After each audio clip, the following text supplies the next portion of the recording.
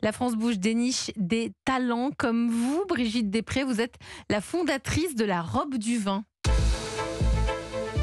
Europe 1. Le talent de la France Bouge. Eh oui, c'est vous, Brigitte. Vous avez 41 ans. Vous avez fondé votre entreprise il y a 2 ans à Rennes. Vous venez de Rennes, là, aujourd'hui. Vous avez eu un BEP en alternance en hôtellerie-restauration. Vous avez travaillé dans l'hôtellerie à Rennes. Mais derrière tout cela, vous avez une passion depuis l'âge de 15 ans. C'est le vin. D'où vous vient cette passion ? Alors, c'est un concours de circonstances. En fait, j'ai eu la chance de grandir. Mon père était orphelin, donc a été pris sous son aile par un gros chef d'entreprise breton, qui était collectionneur de grands crus classés. Et moi, j'étais dans une période de ma vie à 15 ans où je vivais des pertes. En fait, j'étais dans la résilience, donc je jouais pas avec les autres enfants et j'observais ce qui se passait. Et moi, ce qui m'a toujours étonnée en repas de famille, c'était justement toutes ces émotions autour de la bouteille. À chaque fois, ça déclenchait des émotions. Les gens souriaient, ils parlaient du vin. Je me suis dit, mais qu'est-ce qui se passe avec ce liquide pour qu'il y ait autant de choses derrière ? Et j'ai voulu goûter. On m'a dit oui si je le crachais. Donc à 15 ans, vous avez goûté la première fois. À 15 ans, j'ai goûté un Château Bel Air, premier grand cru classé de Saint-Émilion. Ça fait sourire, Paolo. Non, je trouve ça bien. C'est bien, c'est pas un Beaujolais. Mais le Beaujolais, c'est très bon. Ça a été la révélation. Au nez, en bouche, j'avais déjà une faculté où je sentais, je goûtais tout. Et puis, Papy Panaget est parti rechercher une autre bouteille, donc la même, Château Bel Air, grand cru glacé, mais 20 ans en arrière. Et c'est là que la passion s'est déclenchée parce que c'était plus la même robe, c'était plus le même nez, la bouche idem. Donc c'était vraiment, en fait, un produit vivant à l'intérieur de la bouteille avec la terre vivant, la main de l'homme, un autre vivant, refasse un vivant ensemble. C'est le seul produit aujourd'hui qui est comme ça, le vin, en fait, qui est vivant. Et ça m'a passionnée. Et comme j'étais une hyperactive qui avait besoin de tout le temps apprendre, le vin, on ne peut pas se lasser. Il y a tellement d'appellations, tellement de domaines que... voilà, je suis partie dans la restauration d'alternance. Vous avez travaillé 12 ans dans la restauration, dans des grands palaces. Alors oui, je suis partie après au lycée hôtelier pour la mention sommellerie et œnologie. Ah bah ouais, c'est bien ça, c'est une belle expérience. Et après, je suis partie sommelière dans des palaces essentiellement pendant 12 ans de restauration. Donc sommelière en restauration. Et puis, avant la crise Covid, en 2019, vous avez commencé à commercialiser. Vous vous lancez donc un petit peu déjà dans l'entrepreneuriat ? C'était vos collerettes Oui, les collerettes sommelières, au début la robe du vin, et puis avec la crise, puisque c'était un outil marketing, communication qui permettait en un coup d'œil aux consommateurs de choisir son vin.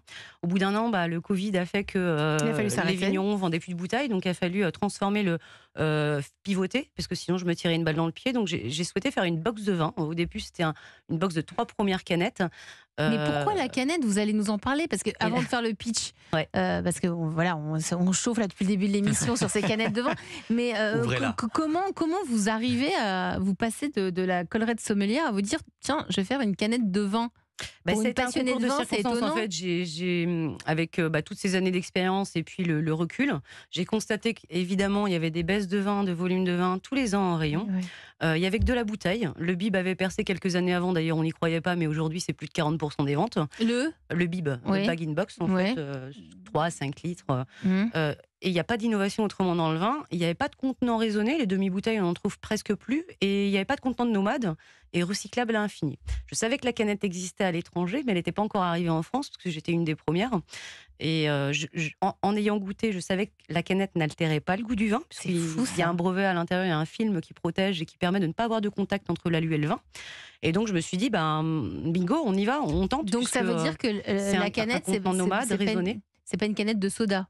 C'est un autre matériau. C'est ça, parce que c'est fabriqué par. C'est ça. Je voulais savoir si le contenant faisait perdre la qualité du vin, mais vous nous rassurez. Non, c'est en général c'est Ball, une société française qui fabrique les canettes, mais par contre ils exploitent un brevet américain qui permet de ne pas avoir de contact du tout. Il y a un film à l'intérieur entre le vin et l'alu, ce qui fait que le vin conserve toutes ses qualités organoleptiques. Alors la robe du vin, c'est quoi ? C'est le moment de nous dire précisément ce que c'est.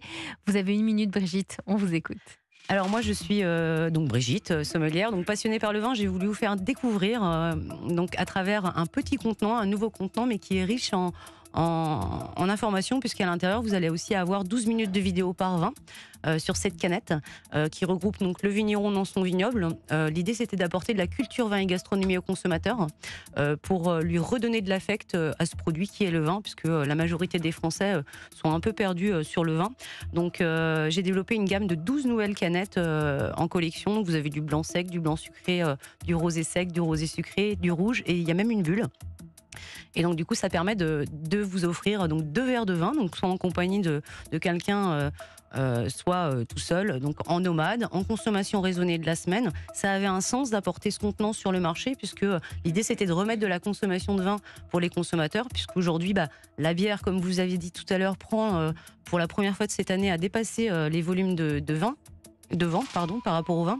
Et donc, mais la bière a des volumes de 25, 33, 50, chose que le vin n'avait pas, un contenant nomade. Donc l'idée c'était vraiment d'aller offrir quelque chose. La semaine, vous n'avez pas envie d'ouvrir une bouteille, mais vous avez envie d'un verre de vin. D'abord, merci pour votre pitch, Brigitte. Là, c'est 2 fois 25 centilitres, c'est ça? Non, c'est 2 fois 12,5, donc ça fait 25 centilitres. Non, ça fait 25 centilitres. Complètement, 2 verres de vin. 2 verres de vin. 2 petits verres ou un bon verre de vin. Ou un bon verre de vin. Non, c'est le verre en restauration, c'est 12,5, donc ça fait pile poil, 2 verres. Paolo, vous en pensez quoi? Quel regard portez-vous sur la robe du vin?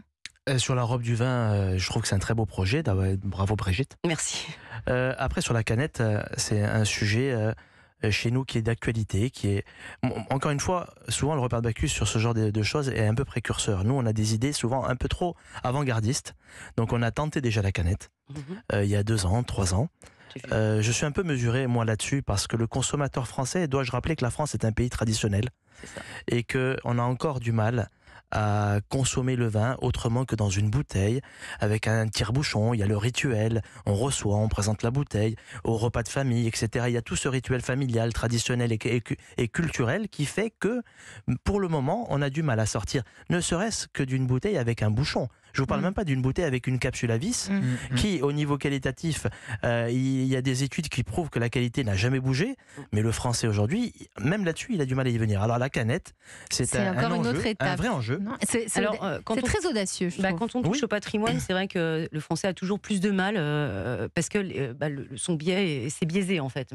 Il pense que justement ça altère le goût, que c'est du bas de gamme, mais non, on peut mettre du bon vin en canette. Par contre, la canette va faire que le vin ne vieillit plus, donc il faut sélectionner des vins rouges qui soient prêts à boire maintenant. Et puis les blancs et les rosés, c'est bien parce que ça garde le côté fruité. On la conserve où? Au réfrigérateur ou dans une cave? Ça dépend, vous pouvez la mettre dans votre cave, mais bon, la canette, vous n'allez pas en mettre en stock dans votre cave quand vous achetez une canette, c'est plus pour votre consommation. Ça dépend si c'est du rouge, du blanc. Mais plutôt au frigo pour les blancs et les rosés, et puis dans la cuisine pour le rouge, en fait, à température classique. Et en termes de prix, est-ce qu'on est sur vous allez vous situer entre 2,79 € et 5 € la plus chère avec le Côte de Provence bio.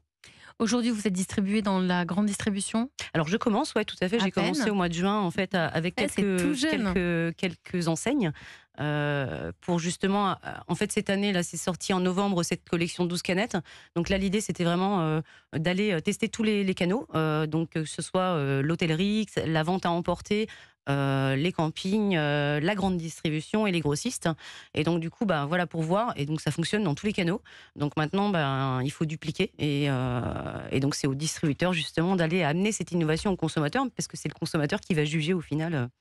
Si vous êtes parmi nous ce soir, Brigitte, c'est parce que vous avez des besoins et c'est la raison pour laquelle vous êtes dans La France Bouge.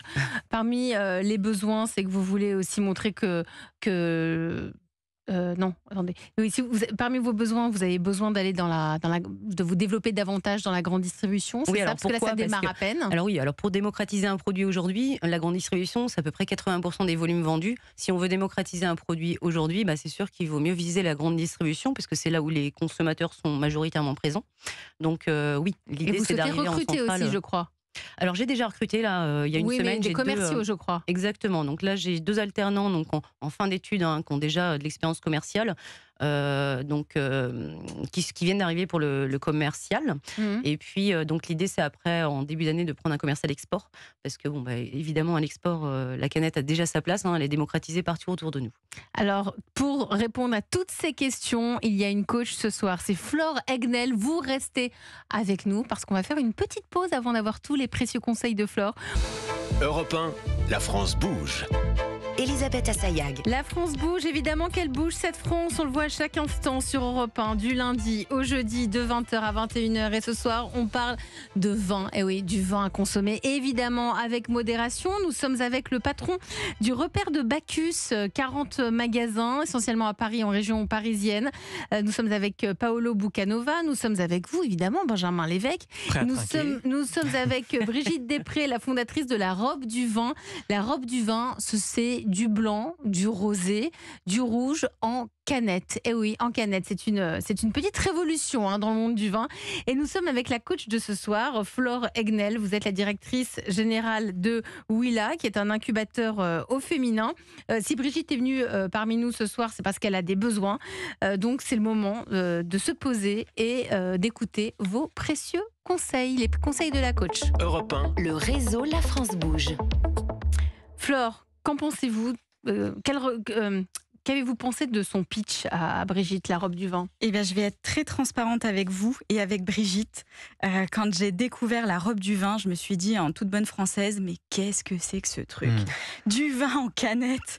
On est chaud. C'est vrai, voilà, et puis on a toujours du mal avec le changement. Ça touche notre patrimoine, ça touche notre... On en a beaucoup parlé. Elle a mis un petit drapeau français sur les canettes. C'est un petit coq. Exactement. Et donc sur le pitch, ça m'a refait encore cette même émotion en écoutant pitcher. Et en fait, quand on écoute, on essaie de se visualiser. Et alors, c'est plus difficile pour ceux et celles qui nous écoutent parce qu'ils ne voient pas les canettes. Mais quand on s'imagine quand est-ce qu'on pourrait la consommer et où la consommer, c'est là où on commence à voir l'intérêt du projet.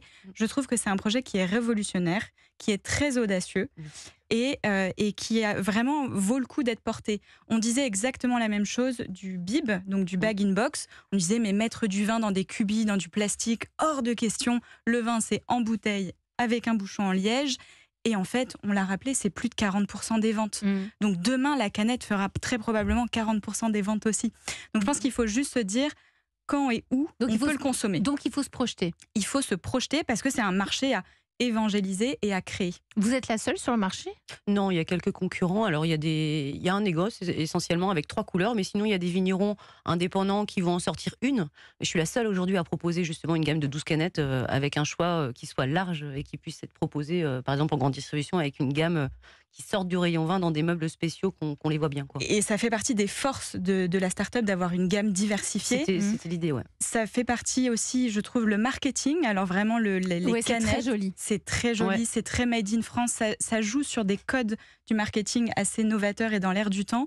Et puis, on l'a rappelé aussi dans le parcours de Brigitte, sa formation. Ah oui, c'est pas n'importe qui. C'est pas n'importe qui et je trouve qu'il faut davantage le raconter. Moi, je suis allée faire un tour sur votre compte Instagram, sur votre site internet. Vous n'apparaissez nulle part. Exactement. J'ai pas fait la vidéo encore storytelling. Mais oui, mais il faut le faire parce que vous donnez confiance quand vous parlez de vous. Complètement, ouais, quand on me rencontre. Mais c'est vrai que j'ai jamais voulu me mettre en avant. J'ai toujours voulu mettre la robe du vin, mais la robe du vin est incarnée par qui ? Par moi. Donc il va falloir passer devant la caméra. C'est quelque chose qui est plus difficile. Mais c'est même pas la caméra. Moi, je trouve que même sur Instagram, raconter juste en 3 lignes qui vous êtes.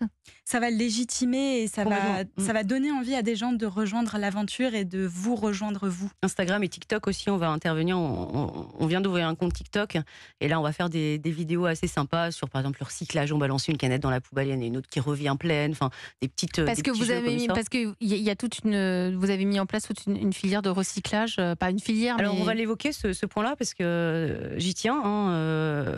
Le ministre de la Transition justement énergétique là. Il y a une commission qui est passée, ils ont retardé les choses par rapport à la consigne, puisque le verre était avec la canette. Oui, tout à fait. Si la canette était recyclée, aujourd'hui, il y aurait 9 canettes sur 10 qui sont recyclées. Aujourd'hui, c'est le cas de 6 canettes sur 10, 6 à 7 canettes. Faut la mettre dans la poubelle jaune. Sur la poubelle jaune, il y a des aimants, elles sont recyclées. Maintenant, aujourd'hui, faut que la France aille dans le sens de la consigne. Ça s'est pas fait. Pourquoi ? Peut-être parce qu'il y a des lobbies du verre derrière, j'en sais rien. Mais aujourd'hui, la consigne serait très bien impliquée dans le magasin aussi, où on puisse déposer dans le magasin ses déchets, ou comme on fait avec le plastique, où on broie le plastique, ça donne quelques centimes ou un bon d'achat. Enfin, il y a des choses à mettre en place, mais il faut que le gouvernement soutienne cette action. Donc, la boîte boisson et chaque canette compte sont dessus, mais...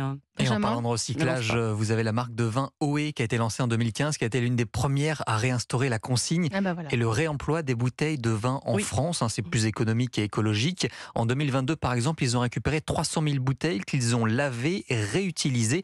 Donc, ils travaillent avec 700 épiceries révolutionnaire, partenaires ça aussi. pour aller déposer ces bouteilles vides et ils vont même encore plus loin. Excusez-moi, c'est révolutionnaire, mais on ne fait que revenir à ce que le passé était. Mais complètement. Exactement. Le monde de la consigne, il a existé jusqu'à il y a 20 ans et tout le monde trouvait ça normal. Moi, j'ai souvenir d'avoir ramené les bouteilles de vin. Quand on était jeunes, avec les bouteilles consignées. Le lait, tout. Vous faites comment chez Au Repère de Bacchus Nous, c'est un vrai sujet, la consigne, parce que j'étais l'autre jour chez un vigneron dans la Loire qui travaille avec un organisme justement de bouteilles consignées, récupérées, etc. La difficulté que nous avons, nous, à Paris, c'est l'espace. Et aujourd'hui, aucune boîte sérieuse n'arrive à se mettre sur ce marché-là parce que c'est pas facile de circuler à Paris, c'est pas facile d'arriver dans des quartiers où les rues sont petites, etc., etc.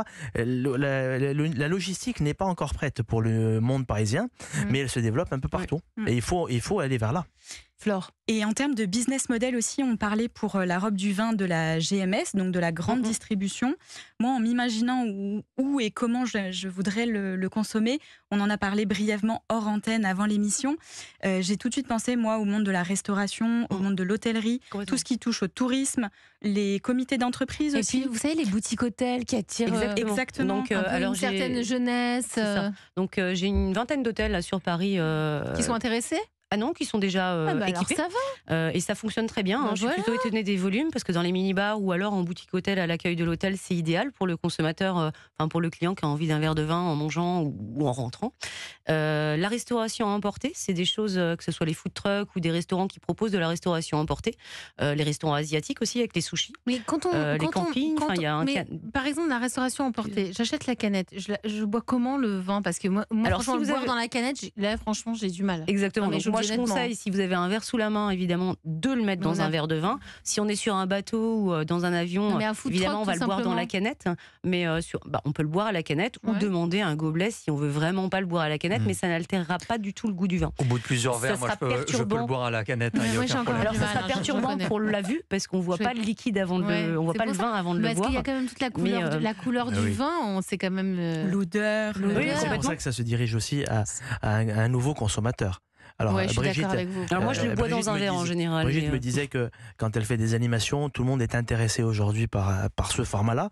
Déjà, le packaging, je le répète, il est plutôt joli, c'est très réussi. Merci. Donc ça donne à l'œil, déjà, ça donne l'envie d'y s'y intéresser. Mais après, je pense que c'est plutôt une clientèle jeune qui va avoir envie de venir à ça. Alors pas forcément. Non, pas forcément, mais ça va être, je pense, la cible sur ce type. Alors là, se développer massivement, c'est une clientèle plus jeune. Sur les études, on a 85% des moins de 25 ans qui sont favorables à goûter, qui ont envie de goûter de la canette. Au-dessus de 25 ans, on tombe à 72% quand même de Français qui ont hâte de goûter et qui aimeraient bien tester. Donc, et on se retrouve avec certains cavistes qui distribuent les canettes, sont assez étonnés et épatés de voir une clientèle assez âgée aussi. Soit ils vivent tout seuls, soit à deux, mais il y en a qu'un qui consomme de vin ou ils sont deux, ils veulent un verre de vin. Du coup, ils ont pas mal d'anciens à acheter des canettes aussi. C'est exactement ce que j'allais dire. On est seul et on n'a pas envie d'ouvrir une bouteille et on ne sait pas quand la terminer et on se force presque à la finir le lendemain. 40% des familles sont monoparentales. Exactement, là c'est un verre en rentrant du travail à consommer avec modération puisque de toute façon ça ne fait que 25 centilitres. Mais donc c'est parfait. Flore, quel genre de carnet d'adresses pouvez-vous ouvrir pour Brigitte ce soir ? Et bien alors nous chez Willa on accompagne des start-upeuses donc dans tous les secteurs de l'innovation. C'est le moment d'aller y faire un tour. tour. Clairement, exactement, on peut partager des contacts de la grande distribution, des contacts dans des comités d'entreprise si c'est une piste que vous avez envie de Et la piste creuser. du repère de Bacchus ? Bien sûr. Ne commencez pas. Je suis déjà assez sollicité. Vous êtes un caviste dans une grande ville parisienne. Je vais être très franc avec vous. Les canettes, elles sont très belles, mais à partir du moment où c'est en grande distribution, notre valeur ajoutée sur ce genre de choses, elle est pas très importante. Et nous, on se bat, il y a 5000 cavistes en France, donc on se bat pour être un peu différent de la grande distribution. Il n'a pas envie parce que vous êtes déjà dans la grande distribution. Je traduis. Ne serait-ce que par rapport à un positionnement de prix, par exemple, parce qu'on n'a pas les mêmes besoins, et donc souvent les prix sont trop décalés quand c'est les mêmes produits. Donc il faut, si vous voulez aller un jour et de plus en plus chez des cavistes, etc., il faut penser à une gamme dédiée à ce circuit. Alors sur cette gamme de 12 canettes, il y en a 10 par exemple qui vont en GD. Les deux bio sont à part. Et puis j'ai voulu faire une synergie sur la marque en fait pour créer une marque forte. Je voulais que ce soit les mêmes canettes, que ce soit en grande distribution ou chez un caviste. Et il arrive bien sûr qu'il y a des vignerons qui vendent les mêmes bouteilles, que ce soit en caviste ou en grande distribution. On va pas citer, mais par exemple, je sais pas, Gérard Bertrand, on le retrouve et en grande distribution et chez un caviste. Oui. Bernard Maria, c'est pareil. Enfin, on a pas mal de vignerons qui le font aussi, mais je sais que les cavistes n'aiment pas ça, en fait, d'avoir les mêmes références. Parce qu'ils veulent être un peu exclusifs, c'est normal, c'est pour ça qu'on va chez eux aussi. Non, mais ça peut s'entendre. Oui, mais pour avoir un contenant qui n'est pas encore distribué, ça permet d'offrir une offre de valeur aussi à votre consommateur. Bien sûr. En tout cas, vous nous donnerez des nouvelles, évidemment, Brigitte Després, pour l'évolution de la robe du vin. Sûr.